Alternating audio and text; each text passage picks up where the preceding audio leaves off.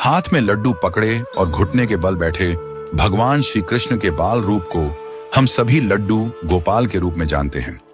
जो लोग उन्हें अपने घर में रखते हैं वे उनकी देखभाल अपने बच्चे की तरह करते हैं।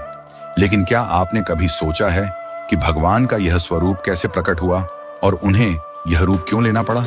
इस कथा के दो मुख्य पात्र हैं, कुंभन दास और उनका बेटा रघुनंदन। कुंभन दास भगवान कृष्ण के बड़े भक्त थे और वे नियमित रूप से घर में गोपीनाथ विग्रह की पूजा करते थे, जो उन्हें अपनी वंश परंपरा से प्राप्त हुआ था। एक दिन काम के सिलसिले में कुंभन दास को घर से बाहर जाना पड़ा। उन्होंने अपने 5 साल के बेटे रघुनंदन से कहा कि वह उनके स्थान पर भगवान को भोग लगा दे और साथ ही भोग लगाने की विधि भी समझा दी।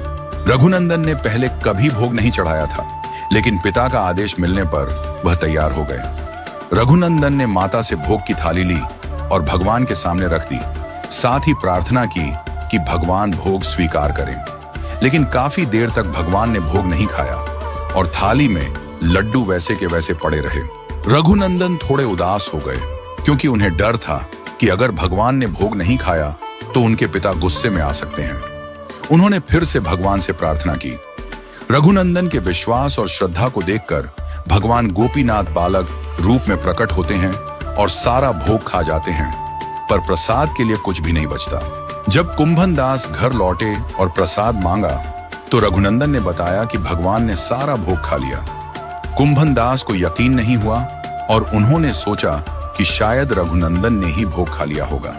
अगले दिन उन्होंने फिर से रघुनंदन से कहा कि वह भोग चढ़ाए और खुद घर से बाहर निकल गए। जब रघुनंदन ने भगवान को भोग चढ़ाया, इस बार भगवान जल्दी से आकर लड्डू उठा लेते हैं और खाने लगते हैं। कुंभन दास चुपके से दरवाजे से झांकते हैं और भगवान को लड्डू खाते हुए देखकर हैरान रह जाते हैं। वह सोचते हैं कि क्या यह सच है। भगवान ने उनके मन के संदेह को दूर किया और फिर भगवान गोपीनाथ अपने विग्रह में वापस प्रवेश कर जाते हैं और उनके हाथ का लड्डू आधा ही रह जाता है। कुंभन दास का विश्वास डगमगा गया था, क्योंकि वह सोचने लगे थे कि उन्होंने वर्षों तक पूजा की, फिर भी भगवान ने कभी उन्हें दर्शन क्यों नहीं दिए। इस कारण भगवान ने उनका संदेह दूर करने के लिए यह रूप लिया। कहा जाता है कि कटपा जिले के पास श्रीखंड क्षेत्र में भगवान गोपीनाथ के विग्रह के दर्शन करने वाले भक्तों को आज भी भगवान के हाथ में वही आधा लड्डू दिखाई देता है। लेकिन यह केवल उन्हीं भक्तों को दिखाई देता है जिनके पास असीम श्रद्धा और विश्वास होता है। ये थी लड्डू गोपाल के स्वरूप से जुड़ी अद्भुत कथा।